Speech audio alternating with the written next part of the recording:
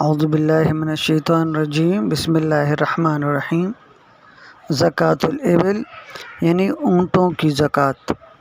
اونٹوں کی زکوٰۃ سے متعلق 120 تک جو تفصیل ہے اس میں تمام ائمہ متفق ہے اور کسی کا کوئی اختلاف نہیں ہے، البتہ 120 کے بعد اختلاف ہے۔ اونٹوں کی زکوٰۃ کو سمجھنے کے لیے پہلے چند باتوں کا سمجھنا بہت ضروری ہے۔ نمبر 1، وہ اونٹیاں جو زکوٰۃ میں دی جاتی ہے، ایک لفظ استیناب کا مطلب ہے پہلے سرے سے شروع کرنا، اور دوسری اہم بات یہ ہے کہ 120 تک جو اتفاق ہے اس کا نقشہ ذہن نشین کر لینا چاہیے۔ جب آپ کو یہ نقشہ اور زکوٰۃ میں دی جانے والی اونٹوں کے نام اور لفظ استیناب کا سمجھ آ جائے گا تو ائمہ حضرات کا جو آپس میں اختلاف ہے وہ آپ کو بخوبی اور آسانی سے سمجھ آ جائے گا۔ سمجھانے اور سمجھنے کے لیے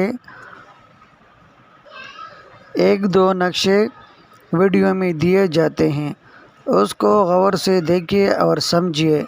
اس کے بعد ہم اختلاف کی طرف آتے ہیں۔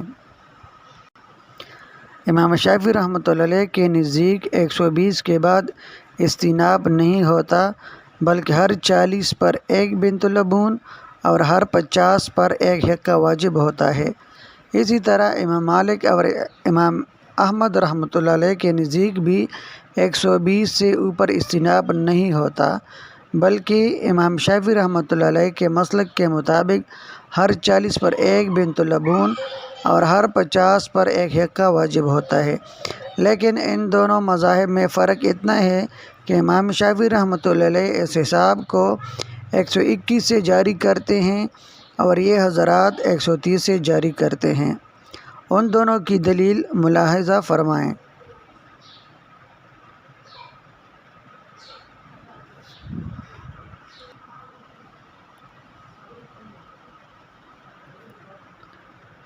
امام اعظم رحمۃ اللہ علیہ کے نزدیک 120 سے اوپر استیناب ہوگا، یعنی وہی حساب چلے گا جو شروع میں چلتا ہے کہ ہر 5 اونٹ پر ایک بکری اور ہر 25 پر ایک بنت مخاض واجب ہو جاتا ہے۔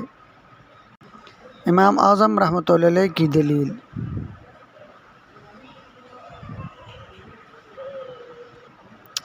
امام اعظم رحمۃ اللہ علیہ کی دلیل کے مطابق 120 سے اوپر جو حساب جاری ہوا ہے اس میں ائمہ ثلاثہ کی حدیث پر بھی عمل ہو جاتا ہے کہ ہر 50 پر ایک حقہ اور ہر 40 پر ایک بنت لبون واجب ہوتی ہے، اس لیے ان کی حدیث کے جواب کی بھی ضرورت محسوس نہیں کی ہے۔